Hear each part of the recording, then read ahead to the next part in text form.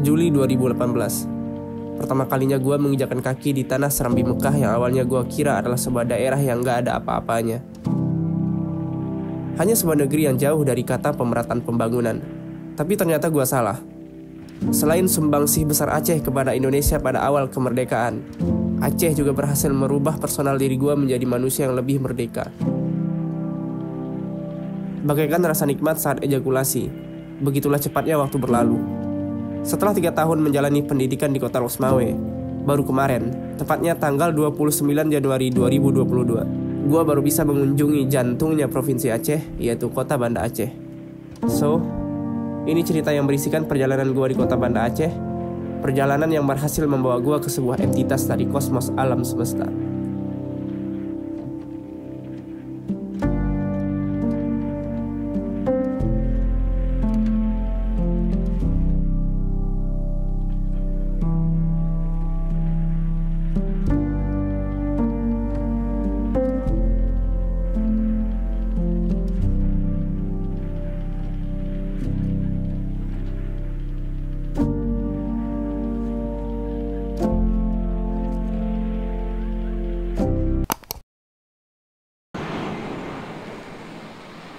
Welcome to Sigli. Hah? Sekitar jam 4 pagi ya kita udah nyampe di Sigli dan memutuskan untuk istirahat, sekedar ngopi di situ untuk mencicipi salah satu kopi terbaik di Indonesia, yaitu kopi Aceh. Dan kebetulan juga pastinya Fauzan juga udah capek karena nonstop ya bawa mobil dari jam 1 dari Losmawe sampai ke Sigli. Dan akhirnya di Sigli itu kami berhenti di salah satu warkop gitu dan memutuskan untuk ngopi.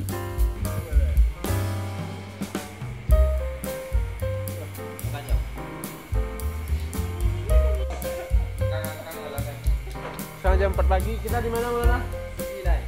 Oke, di Sigli. Jam 4 pagi. Take a break and coffee. Kopi bu? Bengel. Pagi. Kopi bengel. Ke Banda berapa jam lagi? 2,5 jam lagi ke Banda. Gue adalah salah satu manusia yang logikanya itu kurang berjalan kadang-kadang ya. Jadi ceritanya gini, gue pada saat mau pergi gue pakai celana pendek nih teman-teman. Gue pakai celana pendek dan gue mikirnya kita kan di mobil gitu ya, kita kan di mobil dan ya nggak apa-apa juga kita pakai celana pendek gitu ya. Gue nggak kepikiran kalau kita nggak mungkin nonstop kan ke Banda Aceh ya. Jadi pasti ada berhenti dan pas gue memerlukan celana pendek ya karena gue di Aceh gitu kan. Mau ambil di tas gue udah letaknya di bagasi dan itu paling bawah ya. Alhamdulillahnya si Akmal ada bawa sarung dan akhirnya sampai ke Banda Aceh nih gue pakai sarung teman-teman.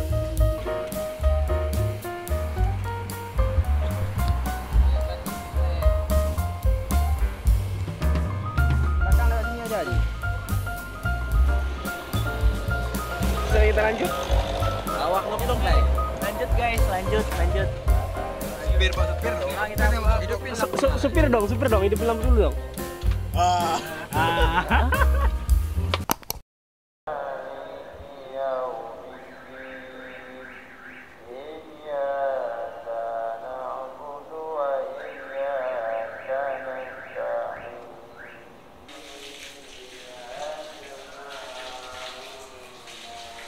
sarung lah. Iya. Salat subuh lah. 5 waktu jangan tinggal.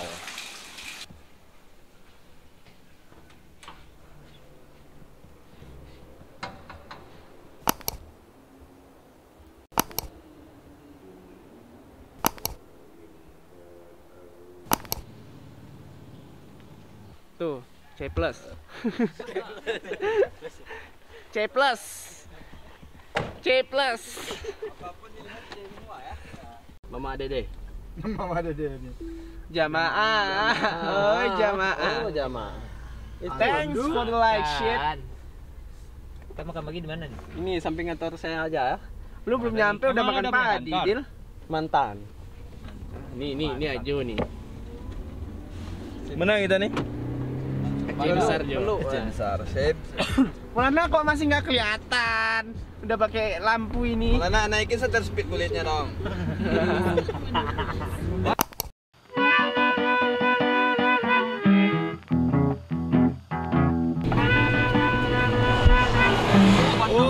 Kencangnya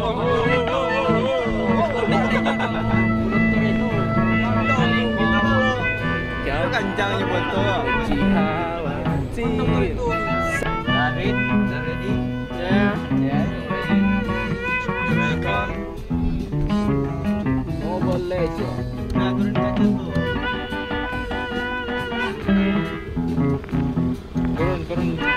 Turun mal. Lo turun mal. Iya, turun nih. Lo turun.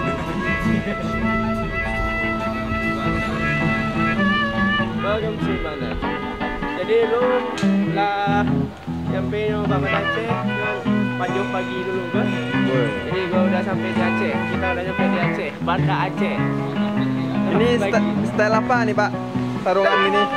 Oh Tengkuhan? Oh Aceh kali ya?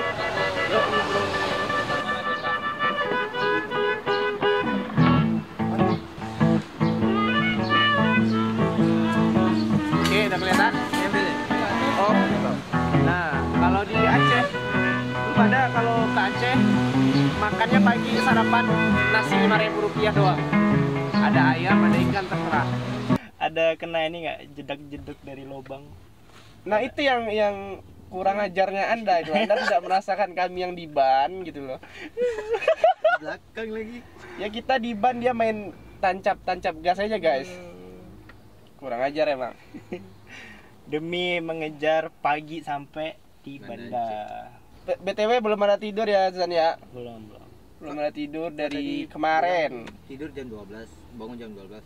Dan Jadi apanya gimana Pak Supir? apanya tuh? Trek jalannya gimana, keadaannya seru, menantang atau gimana?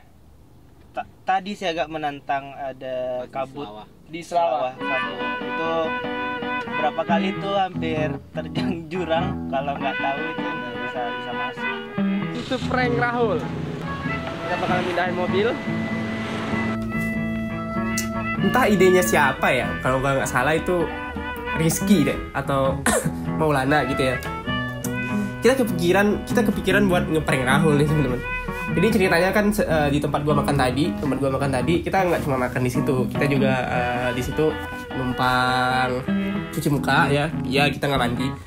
Kita numpang cuci muka sekaligus beres-beres di situ dan sekalian ganti baju. Gue ganti baju di situ, teman-teman juga ganti baju di situ. Kebetulan si Rahul yang paling terakhir nih buat ganti bajunya. Entah idenya siapa, kita kepikiran berinisiatif untuk ngeprank si Rahul. Kita pindah mobil gitu ya, dan kita juga pada sembunyi. Biar Rahulnya itu mikir bahwa kita udah pergi. Entah berhasil atau enggak, gua nggak tahu gitu ya.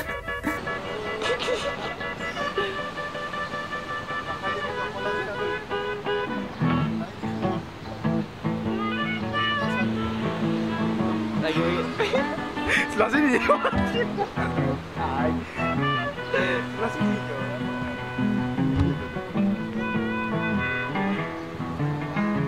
Alah.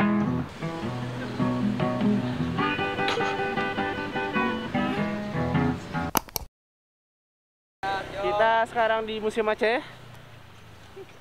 Museum Aceh ada apa aja di sini, Maulana?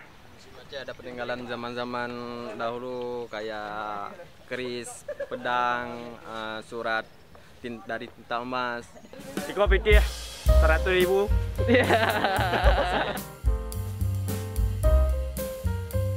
Ini adalah tiket masuk ke Museum Aceh. Paduknya 3.000 rupiah per orangnya. Museum Aceh ya normalnya museum ya sebagai sarana rekreasi yang edukatif. Di situ banyak benda-benda bersejarah, banyak hal-hal yang menyangkut budaya Aceh, culture dan penemuan-penemuan menarik, penemuan bersejarah di Aceh, dan juga di situ juga ada prasasti dan juga ada sejarah perlawanan Belanda, kolonialisme di Aceh. Ya pokoknya seperti museum pada umumnya. Kalau lu ke Museum Aceh itu lantai 1 lu bakal ketemu dengan yang namanya hewan-hewan yang diawetkan. Jadi hewan-hewan itu memang udah mati dan kemudian diawetkan untuk menunjukkan bahwa ada loh keberagaman fauna yang begitu banyak di Aceh gitu ya. Bahkan di situ tuh ada satu ekor harimau yang gede banget teman-teman. Katanya itu adalah harimau yang mati karena perburuan liar gitu ya, perburuan liar. Kemudian pemerintah mendapatkannya pemburunya ditangkap. Kemudian pemerintah mengawetkannya dan dipajang di museum. Jadi untuk menunjukkan bahwa ada loh harimau segede gini di Aceh, dan sebagai bentuk penentangan juga kepada perburuan liar gitu. Oke, di lantai 3 kalian akan menemukan sejarah perlawanan Belanda di sini di Aceh. Naik ke lantai 3 tuh dari Museum Aceh tadi, dia kan 4 lantai gitu ya. Naik ke lantai 3 lu bakalan ketemu dengan sebuah lantai ya, dia khusus untuk membahas perlawanan terhadap kolonialisme di Aceh gitu ya. Nah jadi kalau lu yang belum tahu, Aceh itu adalah negeri yang paling sulit ditaklukkan oleh Belanda di Nusantara ini pada masa kolonialisme gitu ya.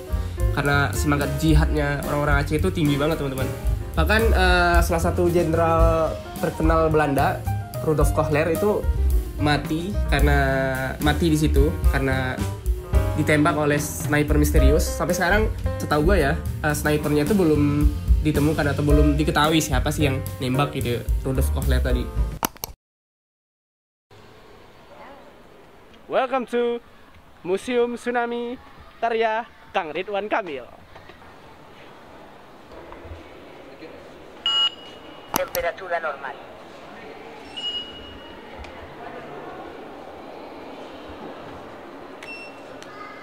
Di bagian ini itu adalah terowongan untuk masuk ke tangganya. Jadi kayak suasana ada air tsunami gitu, Pak. Suara air tsunami lah ya. Kayak ada becek-becek air, dan ini menggambarkan suasana tsunami pada saat itu. Kalian bisa dengar suaranya. Ini berisik banget sih, serius. Terowongan gelap sangat merepresentasikan tsunami pada saat itu sih. Dan ini sampingnya ada air. Dan ini ada air di atas gua. Ini di rumah yang penuh dengan nama-nama Korban tsunami. dan ini semua adalah korban tsunami Aceh 2004. Dan kalau kalian kesini, suasananya tuh gimana ya, mencekam banget. Dan di bawah ada speaker dan mengeluarkan suara orang yang sedang baca Al-Quran. Lantai ini dibuat nggak rata supaya kita bisa merasakan suasana gempa pada saat itu. Ridwan Kamil GG banget sih. Gue aja pusing nih sekarang. Dia membuat seakan-akan kita merasakan gempa di 2004. Oh, holy shit. Itu bendera yang bantu Aceh ke dunia. Negara-negara yang ngebantu Aceh. Ini juga bola-bola yang ngebantu Aceh juga. Tiap negara ada. Di saat kita berjalan di sini, kita pengunjung dibawa merasakan suasana gempa atau suasana gempa pada saat 2004.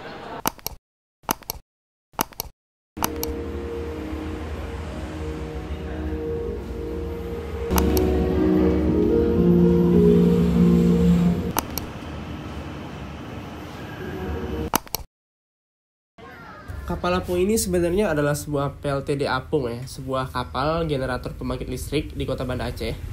Jadi pada saat tsunami itu kapal ini sebenarnya kan berada di sebuah dermaga ya di Aceh. Itu karena gelombang tsunami setinggi 9 meter teman-teman.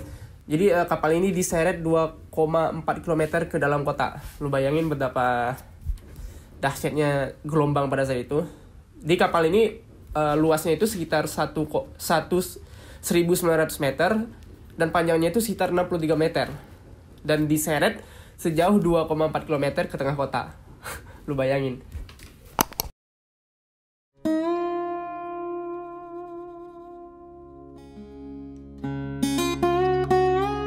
Kita tuh nginepnya di sebuah kayak mini cafe ya, bisa dibilang mini cafe, punya temannya si Maulana, teman Akmal, teman Fadil juga.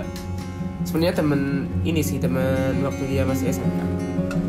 Jadi dia udah buka usaha gitu, jualan teh tea, jualan boba dan segala macam. Kebetulan warungnya itu ada 2 lantai gitu. Jadi lantai 2-nya kita bisa gunain untuk menginap. Malam ini kita nginep di, waduh suara gue udah hilang guys. Malam ini kita nginep di tempat temennya Maulana. Ini adalah apa namanya ini? mini cafe. Nah, jadi kalau teman-teman yang mau ke Banda dan mencoba Levi Tea, ini enak banget serius. Ini gue pesan Milo cheese. Oke. Jadi enak banget buat nongkrong dan sekedar hangout sama teman-teman lu. Jadi kalau kalian ke Banda jangan lupa mampir ke Levi Tea. Levi Tea, oke? Lokasinya di Jalan Prada, Kampung Prada, Kota Banda Aceh. Jadi terima kasih buat Raja namanya, Raja yang udah ngebantu kami untuk bisa menginap semalam di situ. Jadi kalau teman-teman ke Banda Aceh jangan lupa deh mampir ke mini cafe atau kedainya si Raja ya, untuk sekedar minum teh ya, boba segala macam.